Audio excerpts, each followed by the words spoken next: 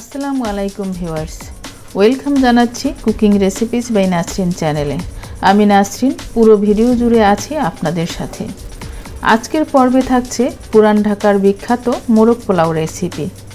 পুরান ঢাকার হাজি নান্না সাহেবের আস্ত চিকেনের মোরগ পোলাও আমরা হয়তো অনেকেই খেয়েছি, আমিও বহুবার খেয়েছি। বিখ্যাত রেস্টুরেন্টগুলোর রান্নার কিছু সিক্রেট থাকে, যেটা ওখানকার কতিপয় কর্মচারী ছাড়া আর কারো পক্ষে জানা সম্ভব নয়।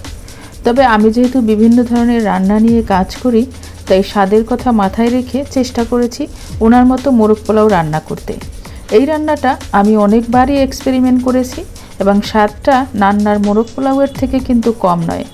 আর তাই বিখ্যাত এই রান্নাটি আপনাদের সাথে শেয়ার করছি। ভিডিওটির সাথেই থাকুন। মোরগ পোলাও রান্নার জন্য প্রথমে একটা মশলা তৈরি করতে হবে।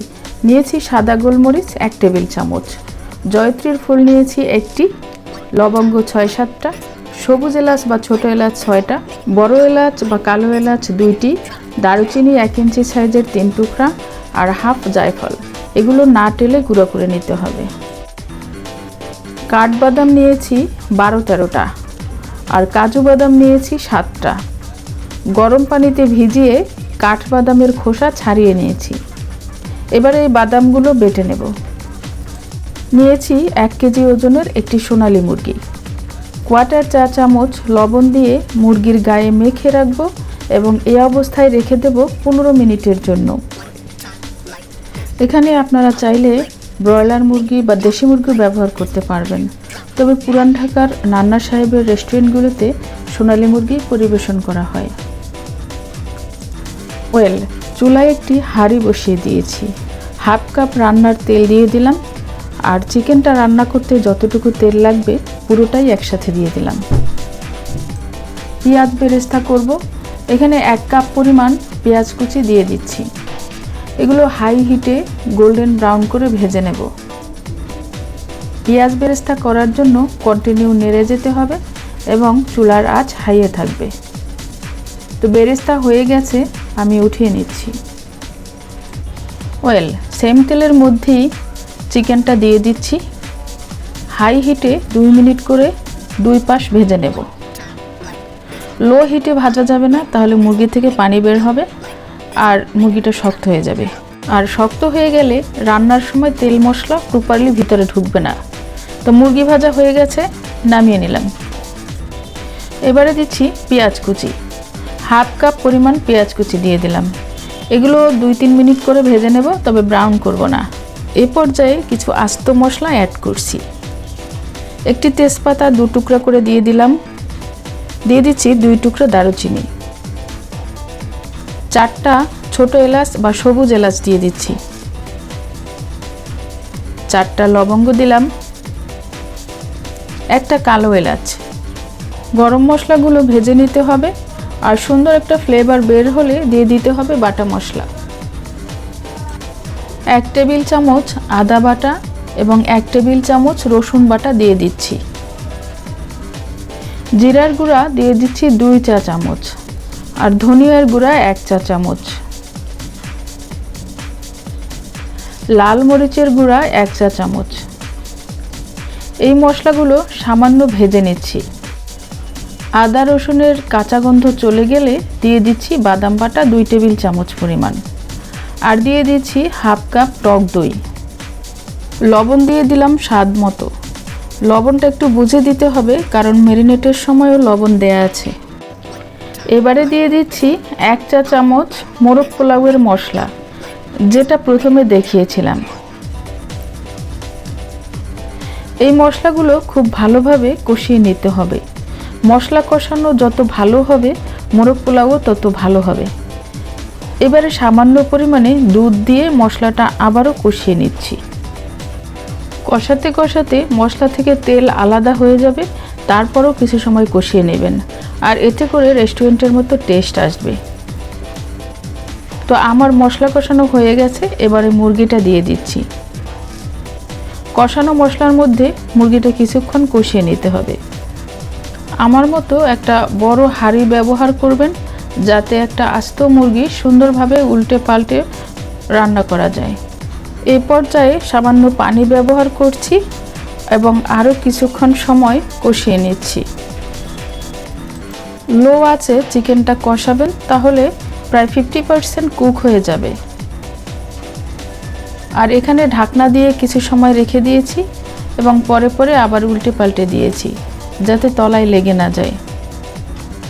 দেখুন মুরগিটা খুব সুন্দরভাবে কষানো হয়ে গেছে এবং প্রায় 50% সেদ্ধ হয়ে গেছে। এবারে তরল দুধ দিয়ে দিচ্ছি 1 কাপ পরিমাণ। আমি এখানে গুঁড়া দুধ গুলিয়ে নিয়েছি, আপনারা চাইলে গরুর দুধও জাল করে ব্যবহার করতে পারবেন। মুরগিটা সেদ্ধ হওয়ার জন্য এবং যতটুকু গ্রেভি প্রয়োজন তা 1 কাপ দুধই হয়ে যাবে। এই পর্যায়ে কাঁচা মরিচ দিয়ে দিচ্ছি 4-5টি। কাঁচা মরিচগুলো আস্ত রেখেছি শুধুমাত্র ফ্লেভার ছড়ানোর জন্য।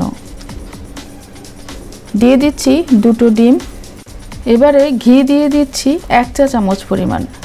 কাঁচা মরিচ এবং ঘিয়ের সংমিশ্রণে সুন্দর একটা ফ্লেভার সৃষ্টি হয়। ডিমটা অপশনাল, আপনারা চাইলে দিতে পারেন অথবা স্কিপ করতে পারেন। তবে রেস্টুরেন্টগুলোতে মোরগ পোলাওয়ের সাথে ডিম সার্ভ করা হয়, আর মোরগ পোলাওয়ের সাথে ডিম খেতে অনেকেই পছন্দ করেন। এবারে ঢাকনা দিয়ে মিডিয়াম টু লো আঁচে রান্না করব 10 মিনিট। মাঝে 2বার নেড়ে দিয়েছি। এবারে চিকেনটাকে ভালোভাবে মিক্স করে নিচ্ছি মশলার সাথে। মুরগিটা সুন্দরভাবে সেদ্ধ হয়ে গেছে। এই পর্যায়ে 1 মুঠো পেঁয়াজ বেরেস্তা উপর থেকে ছিটিয়ে দিচ্ছি। 1/2 চা চামচ চিনি দিয়ে দিলাম। সামান্য পরিমাণে চিনি ব্যবহার করার কারণে মোরগ পোলাওয়ের টেস্ট কিন্তু আরও বেড়ে যাবে। এবারে লো আঁচে ঢাকনা দিয়ে আরও 5 মিনিট রান্না করব। মোরগ পোলাওয়ের চিকেনটা রেডি হয়ে গেছে। এবারে পোলাওটা প্রসেস করতে হবে।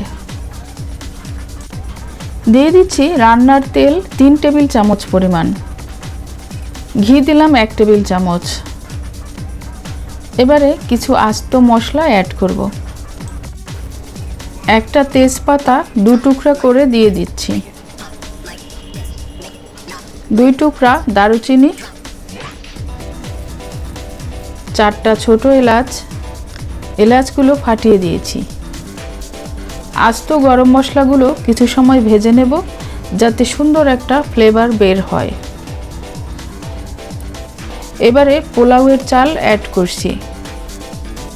আমি এখানে কালিজিরা পোলাওয়ের চাল নিয়েছি 750 গ্রাম বা 3 কাপ। চালগুলো আগে থেকে ধুয়ে পানি ঝরিয়ে নিয়েছি। চাল ভিজিয়ে রাখার দরকার নেই, কারণ আমি এখানে রেস্টুরেন্টের মতো ঝরঝরে পোলাও রান্না করব। আগে থেকে চাল ভিজিয়ে রাখলে পোলাওটা পারফেক্টলি ঝরঝরে হবে না। যাই হোক, এবারে চালগুলো খুব ভালোভাবে ভেজে নিতে হবে। ঝরঝরে পোলাও রান্না করতে হলে মিডিয়াম আঁচে আপনাকে অন্তত 10 মিনিট সময় ধরে চাল ভেজে নিতে হবে।